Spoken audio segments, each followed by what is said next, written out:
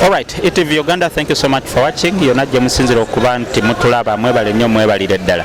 Embeera eriwo mu ggwanga ya coronavirus mu nsi yonna nga ne wano e Uganda wetwogerera tuli Kibuye mu katale naye nga abantu bajjira ku bigere mpola mpola bajja okulaba nti bafuna kye beegulira, bafuna emmere, obutale bw'emmere bwo buggule. N'akatale ka wano e Kibuye nako kaggule. Twagala kulaba embeera mu katale kano eri etya.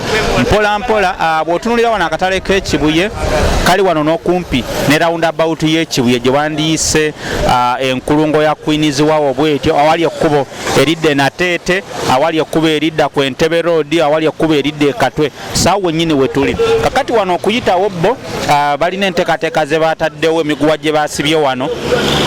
Buli muntu yenna ayagala ogenda mu katale osooka wali n'onaaba. Naye tugenda kuyingirako wano mu katale tulabe embeera mu katale kano eri etya. Nsaba mungoberere tulabe embeera nga bweri. Aaron Bob on camera, let's try to enter here. Tugenda kuyita ku miguwa gino mpola mpola. Okay, so as you can see we are entering here. This is the situation. This is the situation. This is the situation here, and tugenda kubanga embeera tugitambuza mpola mpola. So tuli wano mu katale e Kibuye. Embeera nga bw'ogiraba, we just want to show you what is happening here. Abantu bo banaaba mu ngalo bakola ogwabwe mpola mpola.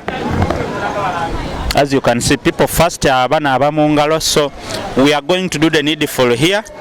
Tulabe enkola gye bakolamu.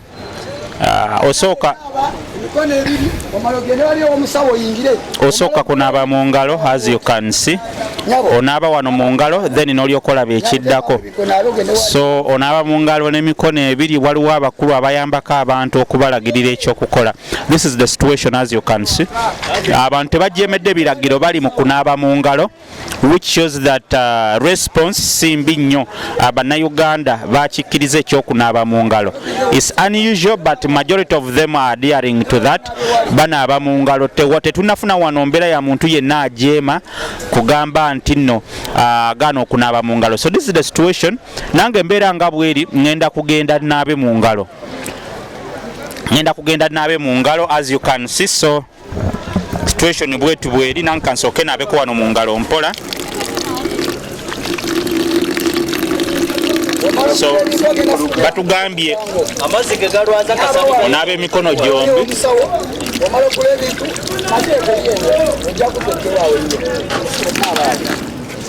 Okay. So this is the situation here. So the first thing you do kunaaba mu engalo tuzinaabye. So now we just want to see what is taking place here. So nga tonayingira abasawo webali basooka kukebera temperature yo. I don't know. Nange ndowooza kanjire bankebere. Afande tukulamusiza taata. Kabasooke bankebereko wano temperature yange ndabo banzikirizibwa okuyingira. Nzikirizibwa taata. Okay, this is the situation. It's a health precaution.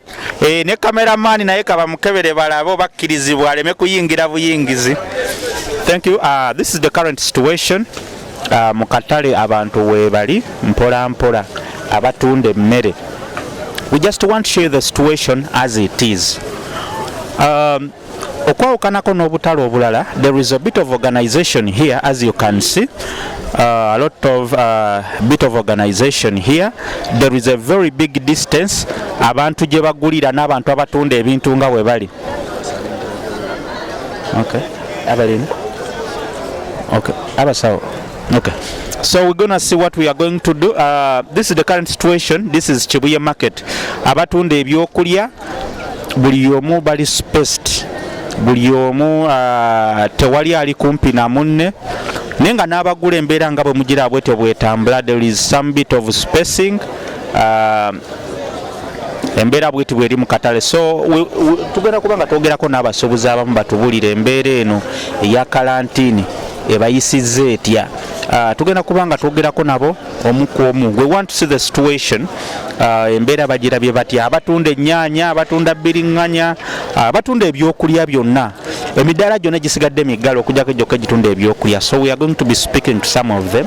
Batubuulira embeera eri etya, business etambula etya, kalantini eyimiridde ti ababagambye basule mu katale basulamu oba. So we're gonna be taking a brief break shortly, then tukomewo tulabe ekiddako. Mbaagala nnyo. Sound is on. Okay, thank you so much ETV Uganda. So we are still in market, tuli wano Kibuye mu katale, tugenda kubanga twogera n'abantu ab'enjawulo. Twagala kumanya embeera etambula etya, ebintu bitambula bitya, abantu bagula tebagula. So we're gonna be talking to some few people here, tulabe embeera. Abatunda ebintu babitunda, waliwo wano maama atunda bijanjaalo, kawo, a lot of things as you can see. Wano okusingira ddala ebyokulya byo weebiri, ebijanjaalo, kawo weebiri, nnyaanya, butungulu, akatale k'Ekibuye kaggule.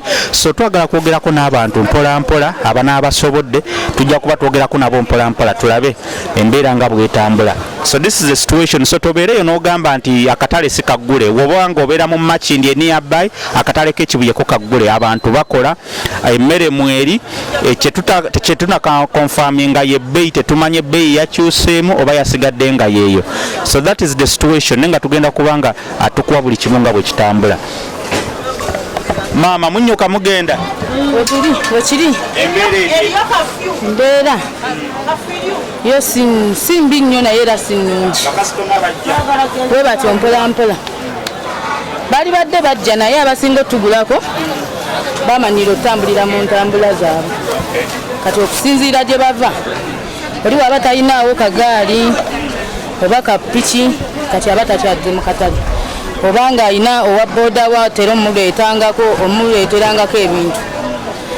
Kati mpozi awo ffe tulina okukwatagana n'ababoda ne tuweereza bakasitoma baffe ebintu. Tuweereza biweereze. Ebbeeyi yalinnye. Kubanga olwaliro ensawo y'ebijanjalo mba ndigula emitwalo 3.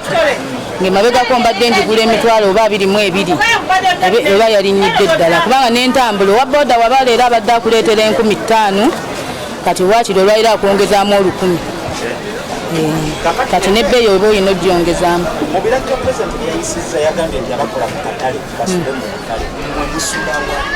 Ffe tubadde tukyasulayo ewaka olw'ensonga mu katale tetulina nnyo wakusula. Tubadde tukyasulayo ewaka naye era bwe kinaaba kyetaagisa tusule mu katale tujja kusulamu. So ng'oggyeko bino mutambula mutya okudde ewaka? Tambuza bigere. Mbeera wali namasula ku siteeri najja nankunza. Kubanga kati mu katale omudaala tugulawo ssaawa 3. Nva ewaka ssaawa 2, wano ssaawa 3 zigenda otutuuka mba maze okutuuka. Ate okuddayo akawungeezi muddayo ssaawa 11. Ssaawa 11 zennyini nga wano ffe tuggalawo ne tutandika olugendo lwaffe. Alright, embeera bwetyo bagezaako okugondera ebiragiro mu mbeera eyo. Tugenda kuba nga twogera n'abantu bangi mpola mpola. Twagala tulabe bamaama be basinga okubeera wano mu katale bagezaako kunoonyeza bannyinaffe baganda baffe ekyokulya. Waliwo wano maama atunda greens nakati bijanjalo naye nga enva endiirwa tuyinza oziyita bwe zityo. Maama tusaba kubuuzaako. Bigenda bulungi. Mwebale kukola mu mbeera eno enzibu bweti. Tukola era tuweereza. Soko obuze kubalaba abakola Banda bakutubu Uganda mbalamusizza. Banda yetugumire enkyukakyuka. Tusabe Mukama atwale obulwadde tusobole okudda mu mbeera. Mama bakasitoma abo ababulijjo bajja oba embeera yakyuseemu? Embeera yakyuseemu. Abamu bava wala tebasobola kutambuza bigere. Tayinza kutambula buli naku yatuguza bana ab'okumpimpi. So olowooza embeera bwe yeeyongera bweti batugambye ennaku 14 naye nga abalwadde beeyongera kulinnya singa embeera yeeyongera okwonooneka mwinga ababeera mu butale ate nga mumuwa abantu baffe ebyokulya ki ekiddako? Era naffe tujja kulemererwa. Tusaba embeera ekikole ki ereme kweyongera. Ebbeeyi y'ebintu yo yakyuseemu oba ekyalinga bulijjo bwebadde? Ebbeeyi y'ebintu teyakyuse banga abagula batono. Kati ate ebintu ekirungi nti bibadde bulungi, bijanjalo gyebiri, nakati gyali byonna gyebiri. Kale awo Mukama kye yatuyambye nti enkyukakyuka egenza okujja nga ebintu tuli mu kyengera. Bo ababibaleetera mu budde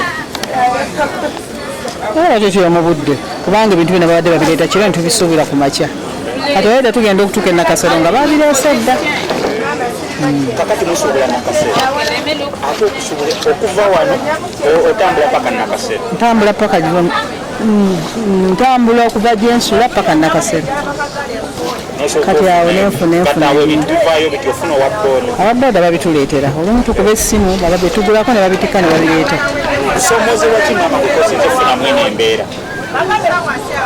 Okusoomozebwa kubanga kakati tetukyafuna bulungi ka ssente nga tetulina ebyetaago bingi.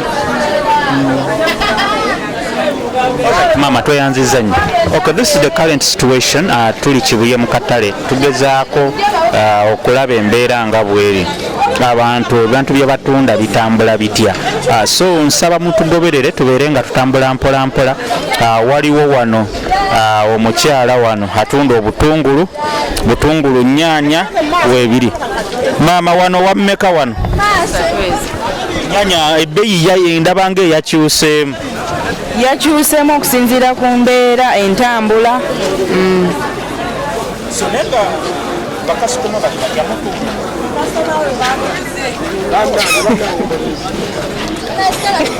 Sara jangu babuze gwe.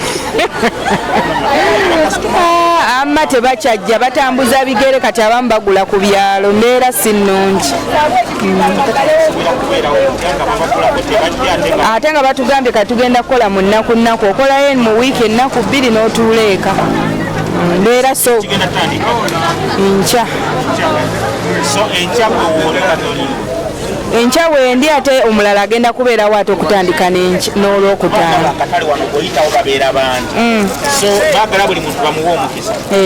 Buli muntu alina okuweebwa omukisa abeere ng'anoonya ekyokulya. Embeera yo si nnyangu tetuyinza ginnyonnyola n'ogimalayo naye nga yo si nnyangu. Entambula engeri gye tusuubulamu ebintu yakwereega tetuba na ntambula so embeera si nnyangu.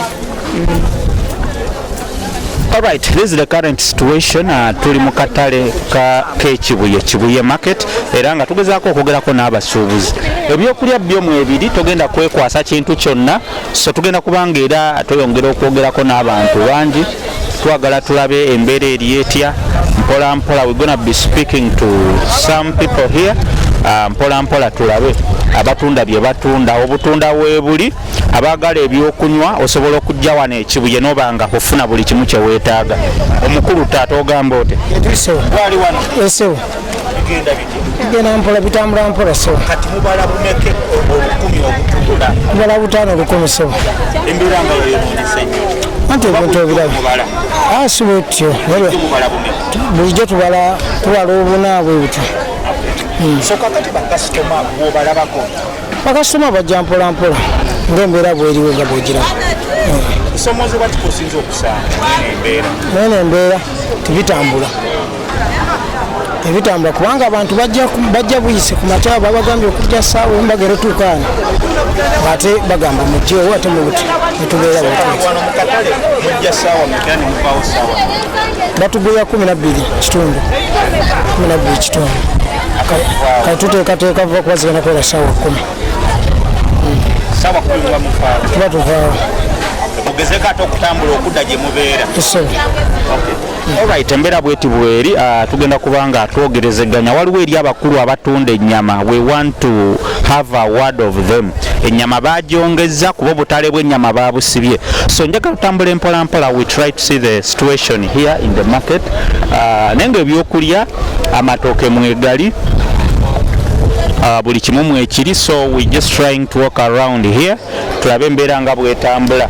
Ye maama asibyewo, tulaba alabika abadde atunda amatooke naye embeera alabika anaatera okutandika okutambula. Maama ng'ojnyuse maama? Anti kutambula otambula paka nze siba wala nnyo. Kawaani wani wange siba wala nnyo naye era kitukosa. Embeera ekukoseeza etya maama? Munnange okubula emmotoka entambuzaako nakyo kintu kikulu. Tuba twagalayo emmotoka zitulambuze lwakuba ne suspense we zibaawo ng'ezo oba n'omulwadde n'omutwala mu ddwaliro naye kati sikikyasoboka. nange kenyini nyinza okulwala. So kati Embere n'olowooza bwegenda mu maaso bwekikyekirirako ate nze nkimanyi mukama waffe yekka yakimanyi. Alright, ye mama bwati ali mu kwetegeka, ali mu kugenda mpola mpola, agamba alina okutambula alabe nga embeera gikwasaganya mpola mpola. Waliwo abakulu wano bo bali mu kutunda nva cabbages here, tetumanyi oba ebbeeyi bagirinyisiza oba ekyalinga bulijjo bwebeera. Omukulu taata mugamba mutya wano? Tugamba bali kukola cabbage mutunda mutya leero? cabbage ebintu bikyali bya bbeeyi, eri ya 1300 ne ya 1200. Nga mulinyisiza nnyo nammwe mulimba? Sikulinyisa bulinyisa ebintu engeri kwebijjira kubanga sola gisuubula nusu 12,500 balako owa boda agirese obaleko ne rent ebintu naye nga baba bagula weebali bajja mu mpolampola, si be bali abo abanja ennyo, bajja basaanidde. That's the situation. Twagala tulabe wano abakulu abatunda ku nnyama mwebali muno bangi. We want to see ennyama erietya, ebbeeyi yalinnye teyalinye. So join me, this is the current situation. Njagala kubanga tukulaga embeera nga bweri, tukyali mu katale k'ekibuye wano mpola mpola. Twagala kulaba ennyama erietya abakulu bano bo bagijjawo era bagitunda ssente mmeka, kubanga batugambye obutale bw'ente bo babuggala. Omukulu taata tusaba kubuuzaako. Bigenda bulungi sawa. Bizinesi eri bulungi sawa. Abakasitoma bajja bwe batyo mpola mpola. Ennyama mugijjawa obutale bw'ente babuggalawo? Tugifuna mu mpola mpola, tutambula eyo tufuna kuba tubuna ku butebe bwabwe ne tubugula mu mpola mpola. Eri mugumu nnya gumu 3 kuba olw'ensonga nti tezikyalabika n'embeera eriwo. Bulijjo badde ku mutwalo gumu 2 bwetyawo, naye kati olw'embeera y'ebitundu ennyama kati ya bbeeyi.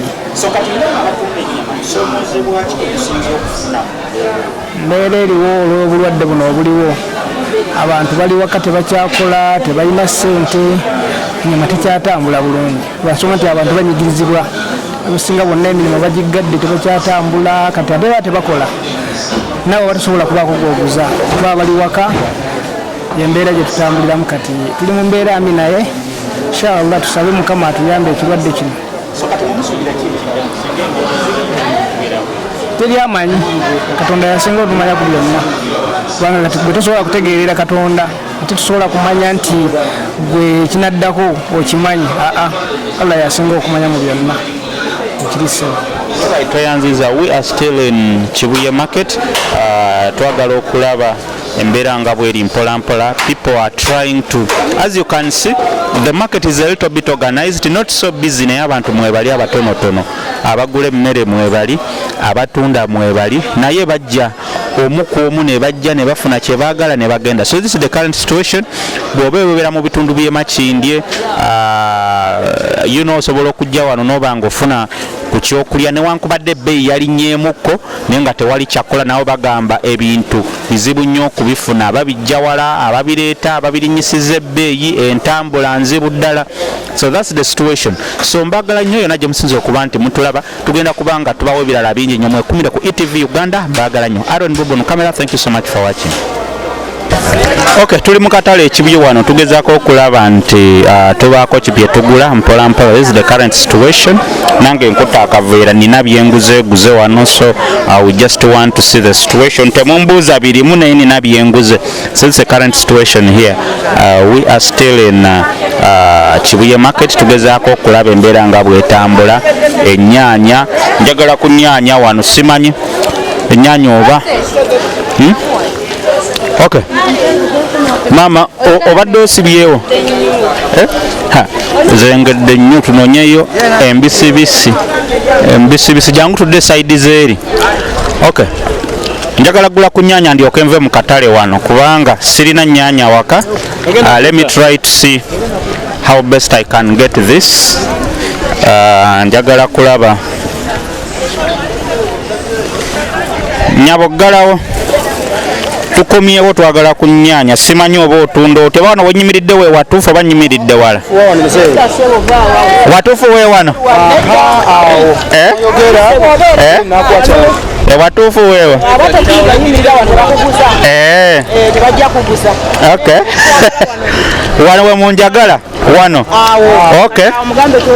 Okay. Ennyaanya za mmeka maama? Nnyaanya za 3. Ebya wano ekibuye. Okay, ndowooza ogenda kumpaayo za 3 ndabe. This is the situation. Laba gye ndi n'ennyaanya gye ziri, so y'embeera eriwo. Genda kumpaayo ennyaanya. So it's the current situation. Social distancing weeri mu katale wano ekibuye, as you can see. So esente nziwaddeyo nsigala wano bannange. Embeera bwetu bweri tewali kyakkola. So this is the current situation. Ate gundi za mmeka? Nedda gundi eziriane entangawuzi za 2. Tuweyo n'entangawuzi. So this is the current situation. Just trying to buy a few things in the market here. Entangawuzi za 2 nazo bazirinyisizza nnyo bannange. Omwavu n'omugagga baafudde lumu ku luno, tewali agenda kuziika munne. So this is the situation. Bulijjo mbadde sigula. Bulijjo 12. Naye kati ozikozesa olw'okuba ofulolabya akawuka ng'omanyi nti zigenda kuwonya akawuka. Ziba za 12 era bulijjo. N'1,000. Naye kati abamu bw'ajja olw'okuba bawali tabigula. Mbadde temubigula nga temumanyi nti ebintu ebyo bya mugaso birina kye bibayamba ku bulamu bwammwe. Nga mulinda lwe mulifuliwulira obulwadde lwe muli binywa. Tobola nti kati mugamba byalinnye naye nga tebyalinnye. Okay mama, this is the current situation. Ndi wano mu katale bannange, temunsekerere ebintu nguze bitono, embeera mugiraba. Ebirala tujja bigula mu party tu. This is the current situation. Embeera yaabwe erinde buli omu olina okuba nti weekuuma. So twagala kufuna chairman batugambye ali ene mabega mu bijanjalo. So we are going to be walking slowly. Tusobole okulaba nti tufuna ku chairman twogerezeganyeko naye then before we can go. So this is the current situation. It's the first market I've seen where there is social distancing. Abantu tebeeriranye, abantu bewadde distance, buli omu nenga tuli mu mbeera nti buli omu apapa kuggalawo kunnyuka. Tuli mu katale wano, tuli mu katale wano ak'ekibuye. So we just want to see the situation as it is. So embeera nga bweri tugenda kubanga tulaba embeera. Tata tukulamusizza oggalawo mukama wange. Embeera y'ebintu ennaku zino tebikyalabika, bintu bya bbeeyi. Ebijanjalo kati tubitunda 5,500 naye gye tubisuubula tebiri. Abantu bonna engeri gy'entambula baaziggyako tebakyaleeta bintu. Ogendayo mu tawuni kusuubula n'osanga nga wonna wakkalu tolina wojja ebintu. Embeera kati nga bweri bwetyo. Batugambe chairman abeera eno mu bijanjala aliko wa twagalako ku chairman. Chairman waffe Haji Muyomba ali wali ku dduuka liri erisembayo wansi lyolengera wansi. Esebo. Eriko 095. Esebo. Ne 001 byonna kyekimu nga bw'ogalengerayo mu midaala gye. Alright, thank you so much. Tuli wano mu katale twagala kulaba mbeera nga bweri. Twagala kwogerako ne chairman atubuulire basuubuzi be batugambye 095 here 9495. This is the current situation. So tuli wano katale, tuli ku Haji wano alina enkola ye ng'omuntu alinawo naabira mu ngalo wano. People first wash their hands here before they can get things. Batugambye ye chairman twagala kwogerako naye lwakuba obudde bumukutte, obudde bugenda nenga we try to see if we can really speak to him. So mwebali nnyo kwekumira ku ETV Uganda. Katugezeko okugera ne chairman then tugenda kubanga atubabulira buli kimu ekiddako. Mbaagala nnyo. Alright, ETV Uganda, we still here. Waliwo abakulu abali kakiiko, chairman ali munda mu dduuka akyali busy. Nenga tugenda kwogerako n'abali kakiiko batubuulire embeera mu katale ekibuye eri etya, etambula etya. Taata tukulamusizza. Nandise. Ebintu si birungi nnyo. ku bya gavumenti tukola ffe ku mbeera yaffe ng'abantu kiri bubi. Gavumenti yatuwadde enkola ey'okubeera nti omuntu gw'oguza alina kubeera mita 4 emaaso emabega akuliraanye embuuza akuliraanye n'akusembako emabega akulayina endala. Ekintu ekyo kirimu obuzibu bwa mulundi gumu kye tusobozesa okusanga nti omuntu akuli mita 4 okumuweereza ebintu kiba kizibu. So sente naye abalinako kasukira buki nkasukire ekyo tetukirabanga total lockdown kwagawo kimu kikaluba ng'ogyeko ekyo kyokola nti nekikaluba ekyo. Ekyokubiri nti abantu baffe tebannamanya ti omulembe gwa digito abantu badde tukozesa mu butale kati nga mobile money kubanga batugambye nti sente zino ez'empapula akawuka kamalako essaawa mmeka ennaku 5 ennaku nyingi era kyekintu ekimu ekisinga okutambuza ki obulwadde buno. Eyo problemu netubeera nayo yakubiri nti tetuli digitalized. So singa tubadde tugamba nti tuli digito nawe biri nti ono agula ennyaanya ki ate naye jjukira nti ne bali bakama baffe abaleta digito system tebatuyamba kubanga ate sente ntono tezigendako atandikira ku 5 naye ate agula kubanga nze gabadde nga nti ntaddeko ne mbasigazaako 3 kanzirye 3 zino nzisindike ezo tezikola ki tezigenda zitandikira ku 10 mmeka 5 kakati ku mulimu nga wano wewali buli muntu yandiwadde ayamba munne naye aba mobile money batuyamba system bali bagamba nti kakati tuli ku momo power Airtel nabo ne bakola ki ne bakyusa bagamba nti nyowa olukumi lusasulire kulwa kuli kubanga kyo nebo ogenda ali ku Shoprite okisangawo kati ekyo nayo problemu yakubiri. Naye mu byonna kiki tusinga okwetaaga twetaaga bulamu. Buli kye tukola kulwanyisa ki bulamu.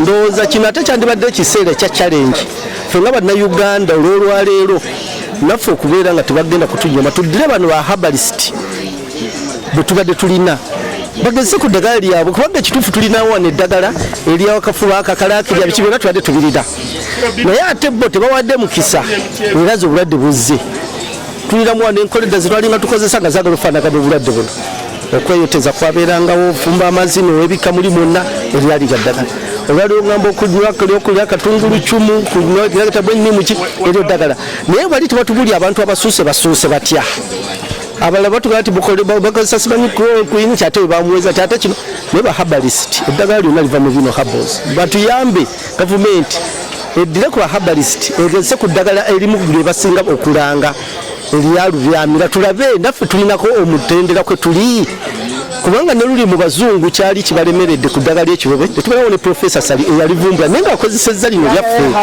ndowooza guno gwatubadde omulundi ogwokubiri kubanga lwo tumuyise coronavirus ni mu njogero nyangu tuyinza omuyita lubyamira kakati lubyamira ow'ekika kino atalinga oli asooka kubanga waliwo gwayitaga influenza yatta abantu obukadde mu sematale eri kati ono bwaba lubyamira tugezese ku nkola eyaffe tulabe baweweyo omukisa gavumenti egedde bahabalist banegambe nti buli omwana onje bwe mukisa kati ndabanga gwetusigaza kubanga bo abazungu abasinga bagivins up ne bagamba tetukyalina kyakola naye ate ffe wano tulina bahabalist babayite bano bakimbowa abaani bano bankola ddagala lwo babawo omukisa ogwo sebo amanya agange Salimu Kabonge ngaze atali byokulinda byakatale kano ekibuye akatale kano tulabyewo distance era abalirewo kulunakulokulu nabalirewo ku mashanga omuntu obeera eri okwawukanako n'omutalo okulala ekyo mukyebali naye embeera eno abasuubuzi abantu abasinga bemukubirijjira eddala ebbeeyi ate abantu tebakyakola embeera eno tewakyali kyakunogera ddagala obuto buli yawaddeyo obulamu nga muyitale ne bagamba tulesekedde Katonda kati ffe olwalwaliwo tuliwo ku kiki kiriwo tetukyaliwo ku kiki kirijja naye tuliwo ku kirikola ki ku kiriwo kati olwo tokyayinza kusala magezi kubanga nange olwawe bwe mbazze nange nzijja kweyiiya nzijja ndabe tino nfuna akawunga abaana balye nzijja ndabe tifuna akawunga dduka likakyaliggule ngule omunnyo ekyokuyiiya tewali ekyo kyeyinza okugamba nti gavumenti kyeyinza okutuyamba nti ku luno ng'abaana bwe bava mu masomo n'emirimu nga gifudde etutolawo ndowooza enkola emu eyinza okutuyamba nti abaana bonna abadda mu ssomero bonna bwe baddirayo ti sekendi taamu gavumenti gituyambe ministry education gye betusasulira tuve ku bino betusasulira amayumba n'ebisigadde ab'amayumba bo emyezi gitwamala baba balizikutulamu oba hafu ekyo tugende n'ebyo bwe bityo kati ebisigadde byekole bwe bityo kubanga tekitutawaanya